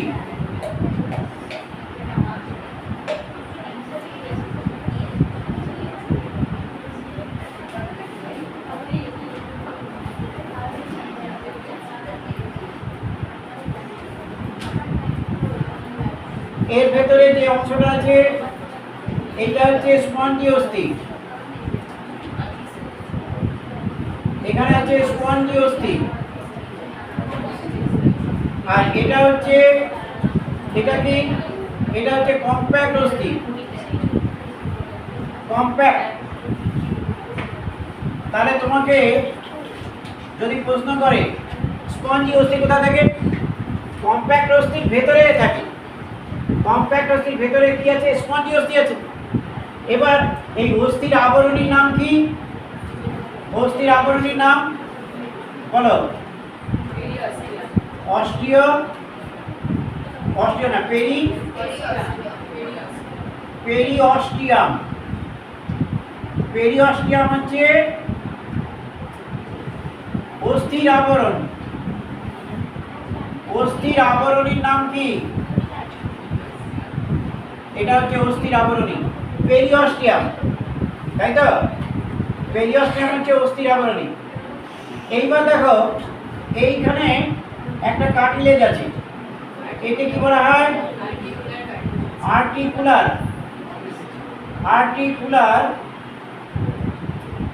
কার্টিলেজ। আর্টিকুলার কার্টিলেজ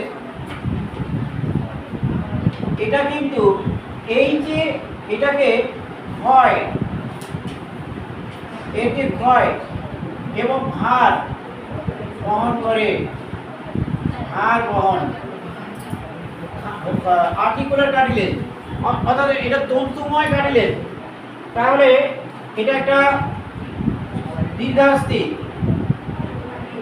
দীর্ঘাস্থির দীর্ঘচ্ছেদ করলাম, দীর্ঘাস্থির দীর্ঘচ্ছেদে আমরা একটা স্পঞ্জি অস্থি এবং কম্প্যাক্ট অস্থি দেখালাম।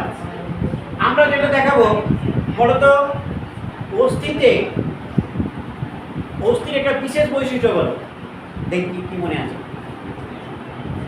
হ্যাবার্সিয়ান তন্ত্র, অস্থির একটি বিশেষ বৈশিষ্ট্য কি বলো, এটা আমরা দেখাবো। অস্থির বিশেষ বৈশিষ্ট্য কি আর পেশির বিশেষ বৈশিষ্ট্য কি, অস্থি এবং পেশির বিশেষ বৈশিষ্ট্য, পেশি আমরা পরে আসছি। এবার আমরা অস্থি বিশেষ বৈশিষ্ট্য, অস্থির বিশেষ বৈশিষ্ট্য কি, অস্থির বিশেষ বৈশিষ্ট্য গুলি লেখো বলতো। এক হচ্ছে, এটা প্রথমে মনে রাখবে, হ্যাবার্সিয়ান তন্ত্র থাকে, হ্যাবার্সিয়ান তন্ত্র, হ্যাবার্সিয়ান তন্ত্র কি থাকে, হ্যাবার্সিয়ান তন্ত্র কেমন দেখতে, হ্যাবার্সিয়ান তন্ত্র, হ্যাবার্সিয়ান তন্ত্রটা ছবি এঁকে দেখাচ্ছি, দেখো।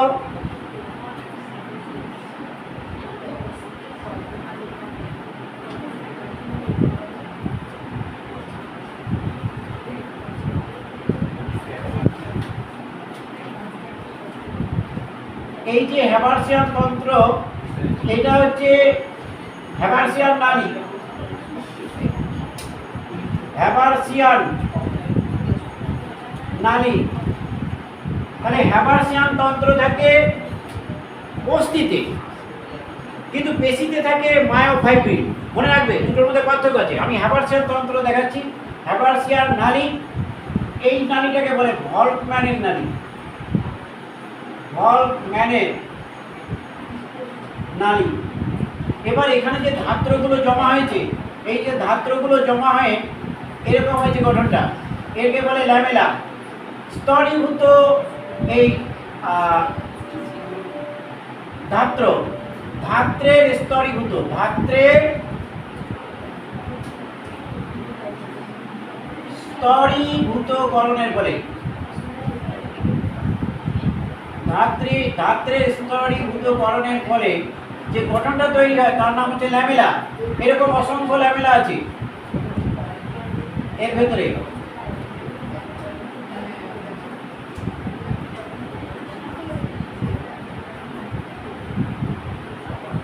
এবার দেখো এরকম অসংখ্য ল্যামেলা এখানে থাকবে সব।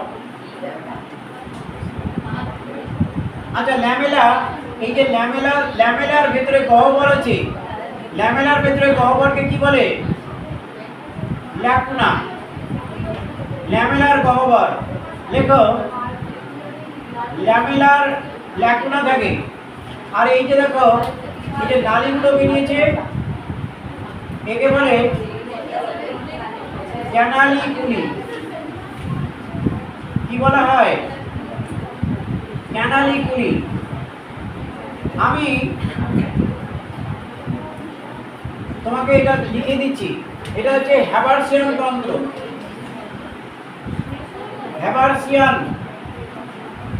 হ্যাবার্সিয়ান তন্ত্র কোথায় থাকে? অস্থির বিশেষ বৈশিষ্ট্য হ্যাবার্সিয়ান তন্ত্র। এবার দেখো কি কি নিয়ে গঠিত। এটি হ্যাবার্সিয়ান নালী, এটি হ্যাবার্সিয়ান নালী, ল্যামেলা, হ্যাবার্সিয়ান ল্যামেলা, ল্যাকুনি আর ক্যানালিকুলি। ক্যানালিকুলি নিয়ে গঠিত। কি কি নিয়ে গঠিত নিশ্চয়ই আমরা লিখলাম এখানে। এবার দেখো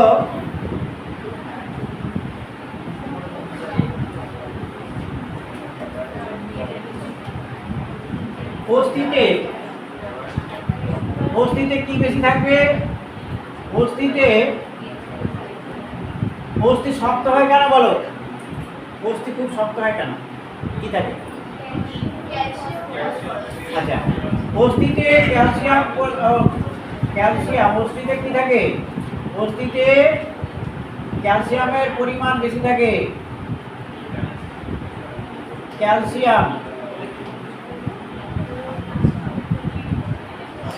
ক্যালসিয়াম এবং ফসফরাসের পরিমাণ বেশি থাকে।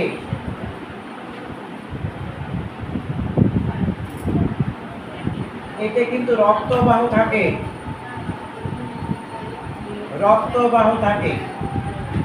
তাহলে তিনটে কথা মনে রাখতে হবে।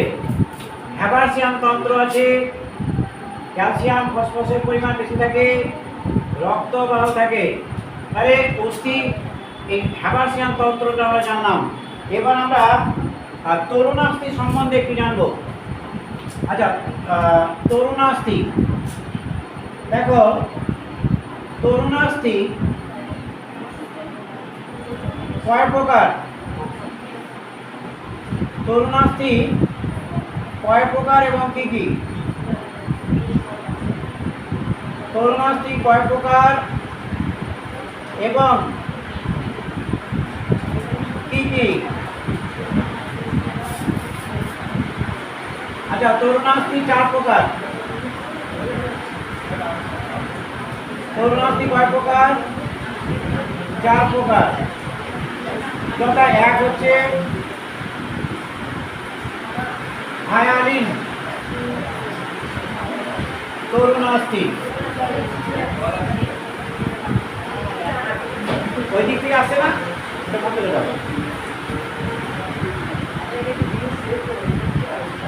আচ্ছা দেখো হায়ালিন তরুণাস্থি ওই দিক থেকে আসবে না। হায়ালিন তরুণাস্থি হচ্ছে এই হায়ালিন তরুণাস্থি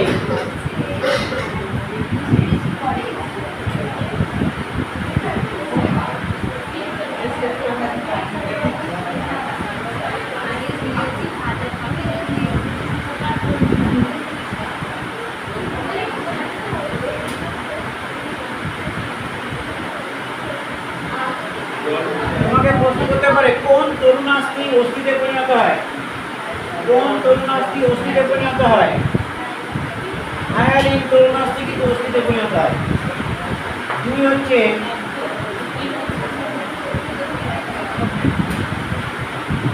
তন্তুময় তরুণাস্থি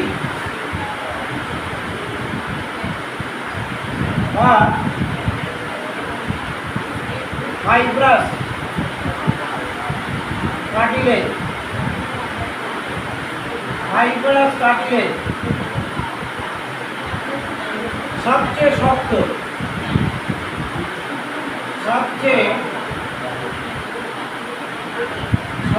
তরুণাস্থি।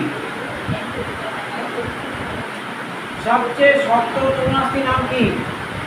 ফাইব্রাস কার্টিলেজ বা তন্তুময় তরুণাস্থি। 3 নম্বর হচ্ছে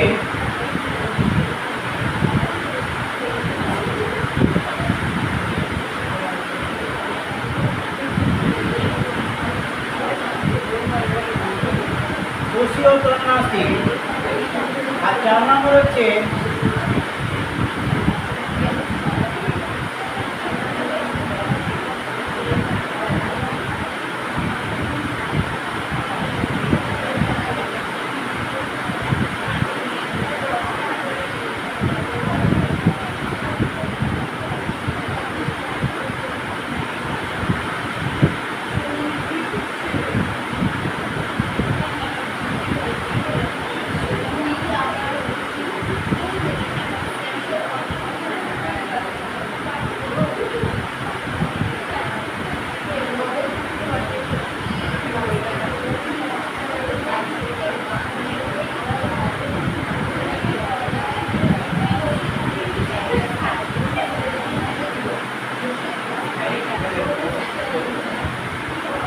দেখো তরুণাস্থি 4 প্রকার। তার মধ্যে ইম্পর্টেন্ট কথাটা কি? হায়ালিন তরুণাস্থি কিন্তু অস্থিতে পরিণত হয়। কোন তরুণাস্থি অস্থিতে পরিণত হয়? হায়ালিন। সবচেয়ে শক্ত তরুণাস্থির নাম কি? এটাকে ফাইব্রাস কার্টিলেজ বা তন্তুময়। ফাইব্রাস কার্টিলেজে বলতে পারি, ঠিক আছে? তখন মনে রাখবে তন্তুময় তরুণাস্থির অপর নাম ফাইব্রাস। তারপরে হচ্ছে ক্যালসিফাইড তরুণাস্থি। এই ক্যালসিফাইড তরুণাস্থি মানে এই হায়ালিন তরুণাস্থি পরবর্তীকালে ক্যালসিফিকেশন ঘটে, অর্থাৎ ক্যালসিফাইড তরুণাস্থিতে পরিণত হয়। এবার আমরা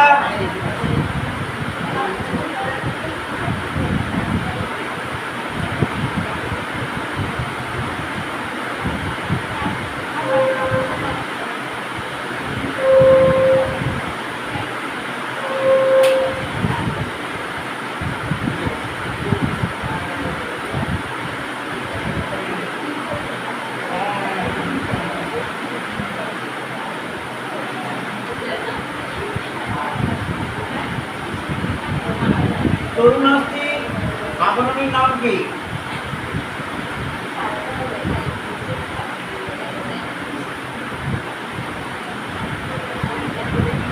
পেরিকন্ডিয়াম। তরুণাস্থি। এবার আমরা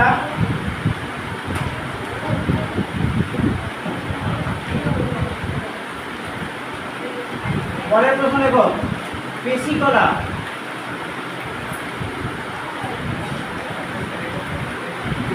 পেশিকলা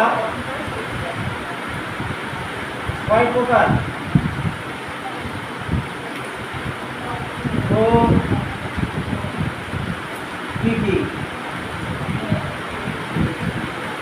দেখো পেশিকলা 2 প্রকার।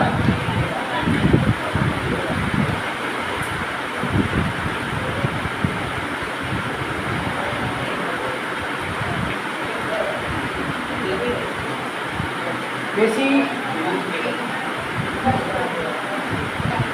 2 প্রকার। পেশিকলা হচ্ছে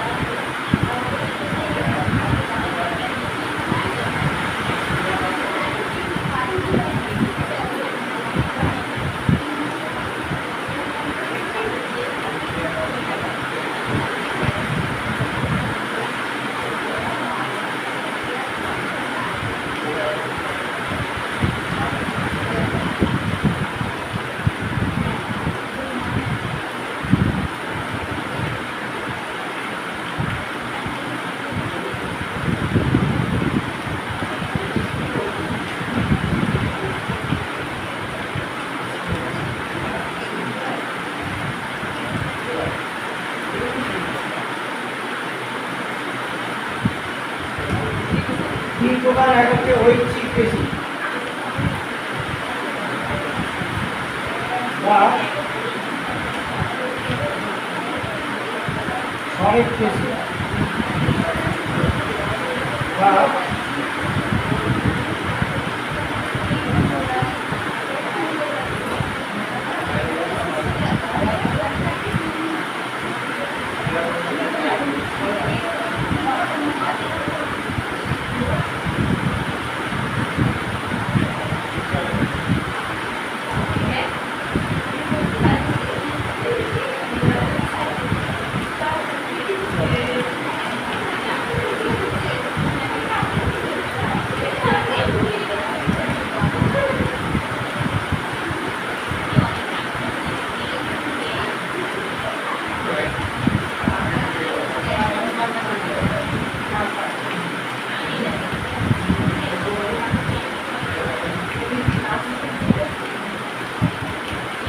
এগুলো দেখতে হচ্ছে বেলনাকার।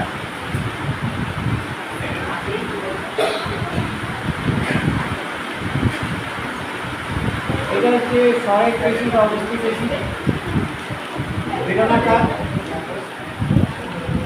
এটা হচ্ছে অনিচ্ছিক পেশি। অনিচ্ছিক পেশিকে মসৃণ পেশি বলে। এটি হচ্ছে মাকু আকৃতি। এবার হচ্ছে হৃদপেশি।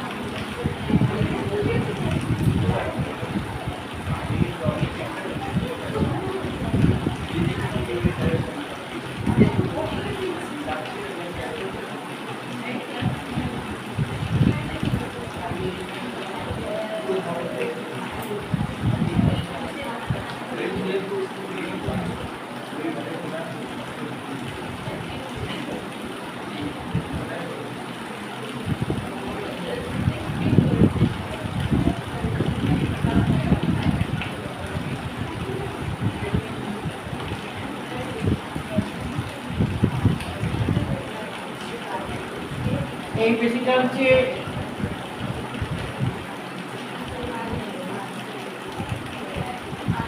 এটা হচ্ছে হৃদপেশি। এটাও বেলনাকার, ক্ষুদ্র হবে, বেলনাকার এবং ক্ষুদ্র। এবার দেখো এই পেশিতে সবচেয়ে বেশি বড় বৈশিষ্ট্য কি, এই যে হৃদপেশি, এই হৃদপেশিতে এইখানটা যেটা আছে সেটা হচ্ছে ইন্টার ক্যারেটেড ডিস্ক। এটা আসবেই পরীক্ষায়, ইন্টার ক্যারেটেড ডিস্ক থাকে। এটা মানে কি, এটা মানে দুটি কোষের সংযোগ, দুটি কোষের সংযোগ। এই পর্দাটার নাম হচ্ছে ইন্টার ক্যারেটেড ডিস্ক। এখানে আমরা যেটা দেখব নিউক্লিয়াস আছে, নিউক্লিয়াস আছে। এবার দেখো এই সবার মধ্যে এই যে আবরণ আছে, পেশি কোষের আবরণের নাম কি? পেশি কোষের আবরণের নাম সার্কোলেমা। সার্কোলেমা, সার্কোলেমা মানে কি? এটা আবরণী। মনে রাখবে পেশি কোষের আবরণীর নাম সার্কোলেমা। এই পেশি কোষের সাইটোপ্লাজমকে কি বলে? সার্কোপ্লাজম। পেশি কোষের সার্কোপ্লাজম। সার্কোপ্লাজম মানে কি? এটা হচ্ছে সাইটোপ্লাজম। পেশিকোষের সাইটোপ্লাজম, পেশিকোষের সাইটোপ্লাজম কি করে? সার্কোপ্লাজম। এখানে কিন্তু এখানে এইগুলো সব নিউক্লিয়াস। নিউক্লিয়াস এটা মনে রাখতে হবে, একটি কোষে একাধিক নিউক্লিয়াস থাকে, এইটাকে বিশেষ বৈশিষ্ট্য। এই ঐচ্ছিক পেশিতে একটি কোষে একাধিক নিউক্লিয়াস, একাধিক নিউক্লিয়াস এইটার মধ্যে থাকে। একটি কোষে একাধিক নিউক্লিয়াস থাকে, এখানে কিন্তু একটি করে নিউক্লিয়াস থাকবে। এবার আমরা যেটা জানবো, পেশি সংকোচনটা খুব ইম্পর্টেন্ট। এটা দিয়ে তাহলে দেখো, পেশি কলা কয় প্রকার? পেশি কলা 3 প্রকার। এক হচ্ছে ঐচ্ছিক পেশি, অনৈচ্ছিক পেশি এবং হৃদপেশি। হৃদপেশিতে কি থাকে? ইন্টারক্যালেটেড ডিস্ক থাকে, যেটা অন্য পেশিতে থাকে না। কেমন? এটা একটু মনে রাখবে, দুটি পেশির মধ্যে সংযোগে পর্দা থাকে। আর সার্কোলেমা, সার্কোপ্লাজম এগুলো নিশ্চয়ই বুঝতে পেরেছ। আমরা এবার যেটা দেখাবো সেটা হচ্ছে পেশি সংকোচন কিভাবে ঘটে।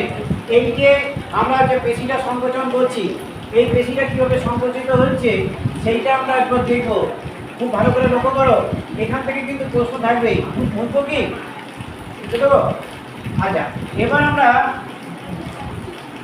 এই যে পেশি সংকোচন হয়, এই পেশি সাইটোপ্লাজম, আমরা পেশি সংকোচন কিভাবে ঘটে এই মেকানিজমটা একটু দেখবো আমরা।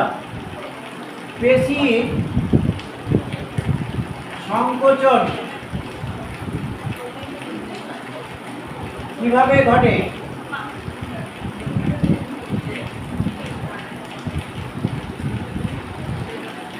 দেখো, এই যে পেশি আছে, এই পেশির মধ্যে কি থাকে?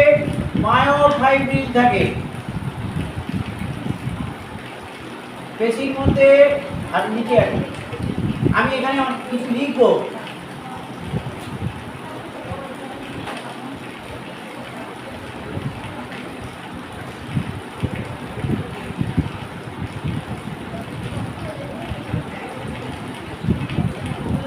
এটা হচ্ছে মায়ো, এই নিচে নিচে দেখো, মায়োফাইব্রিল।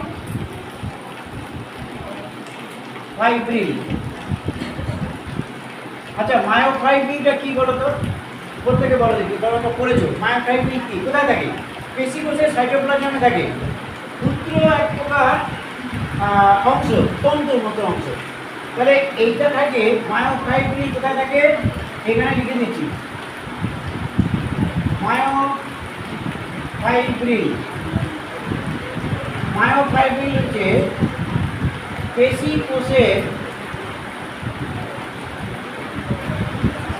কোষের সাইটোপ্লাজমে, মানে সার্কোপ্লাজমে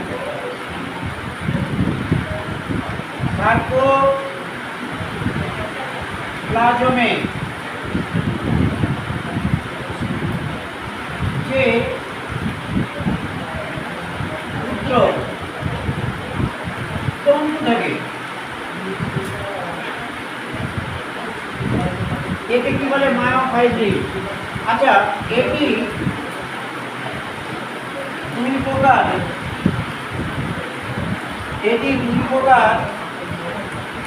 মায়োফিলামেন্ট নিয়ে গঠিত। এই যে মায়োফাইব্রিল, দুই প্রকার।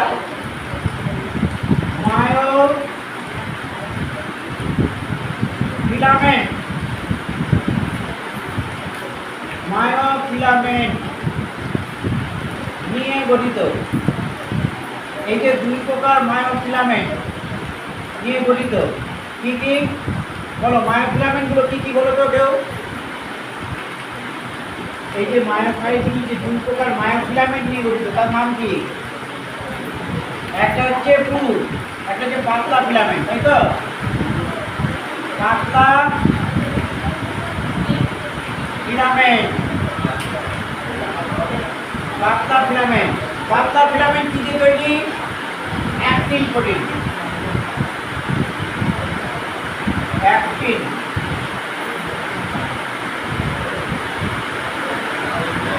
প্রোটিন এর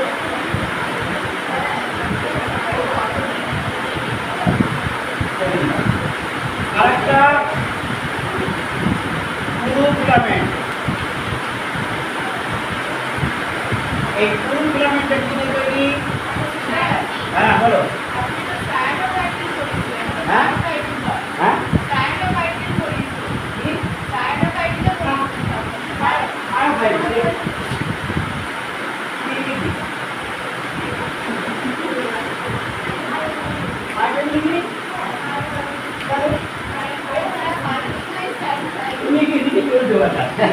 তাই তো বলছি, মায়ো ভাই লিখেছি, ভালো করে লক্ষ্য করো।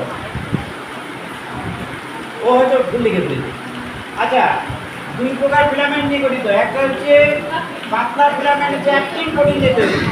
আর পুরু ফিলামেন্ট এটা কিন্তু মায়োসিন প্রোটিন দিয়ে তৈরি।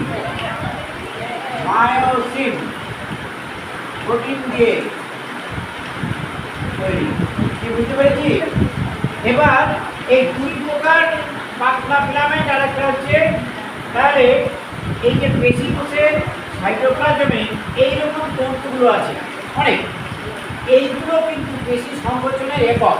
এবং কীভাবে সংকুচিত হয় আমরা দেখব। এই যে অ্যাক্টিন প্রোটিন, এই একটা অ্যাক্টিন প্রোটিন, দেখো আমি ছবি আঁকছি, এই একটা অ্যাক্টিন প্রোটিন, এটা হচ্ছে একটা পাতলা, এই যে পাতলা ফিলামেন্ট অ্যাক্টিন প্রোটিন। এই আর একটা অ্যাক্টিন প্রোটিন, তার ঠিক নিচে এটা দেখো, এটা হচ্ছে পুরু ফিলামেন্ট, মায়োসিন প্রোটিন দিয়ে। আবার একটা অ্যাক্টিন প্রোটিন আছে, আবার একটা পুরু ফিলামেন্ট, একটা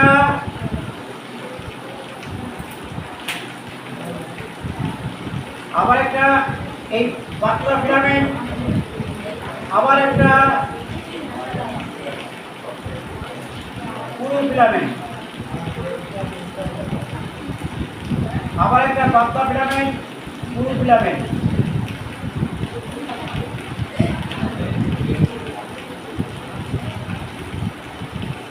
এরকম ভাবে রয়েছে।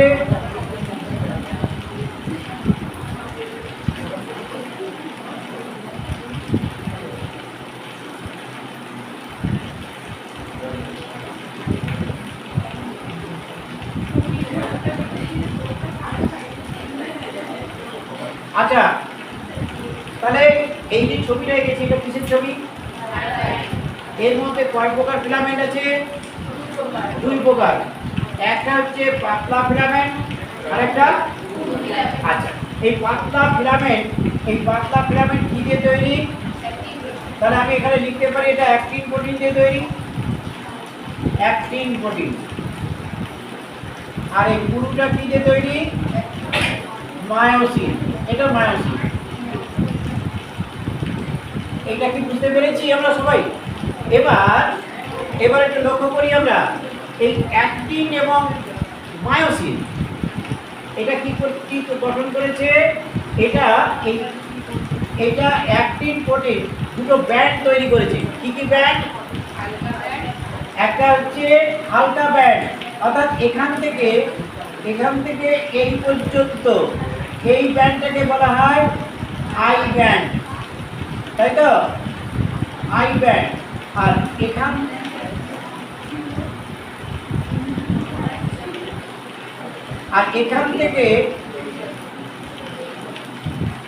থেকে এই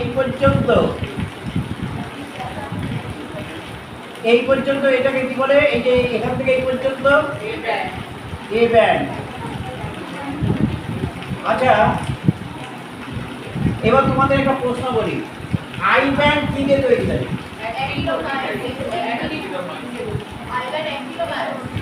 আই ব্যান্ড শুধুমাত্র, কেবলমাত্র অ্যাক্টিন প্রোটিন, এখানে মায়োসিন নেই।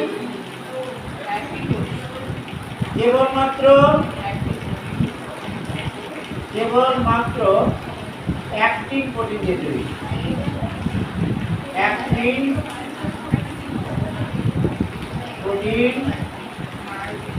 দিয়ে তৈরি। আচ্ছা, এবার দেখো, যদি বলি এ ব্যান্ড দিয়ে তৈরি, এটা কিন্তু অ্যাক্টিন এবং অ্যাক্টিন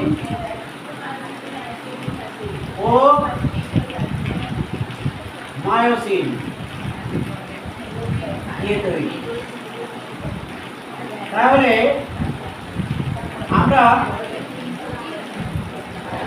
এটা কিন্তু গাঢ়, এটা হবে হালকা। এটা কেমন হবে? হালকা হবে। এটা কেমন হবে? গাঢ় হবে। আচ্ছা, এটা হালকা কেন? শুধু অ্যাক্টিন আছে। আর এ ব্যান্ড গাঢ় কেন? অ্যাক্টিন আর মায়োসিন আছে। এবার খুব ইম্পর্টেন্ট, এবার দেখো, এই আই ব্যান্ডে এরকম জেড লাইন আছে, জিগজ্যাগ লাইন আছে, রেখা। কেমন? এই যে রেখাগুলো আছে, অনুদৈর্ঘ্য রেখাগুলো আছে, একে কি করা হয়? জেড দিক বা জেড লাইন বলে। জেড দিক বা জেড লাইন বলে। তাহলে এখানেও জেড লাইন আছে।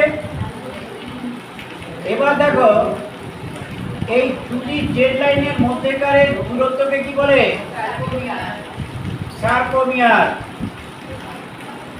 একেবারে সার্কোমিয়ার।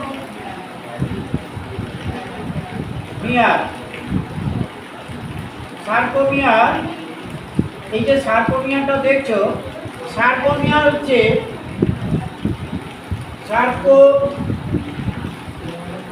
সার্কোমিয়ার।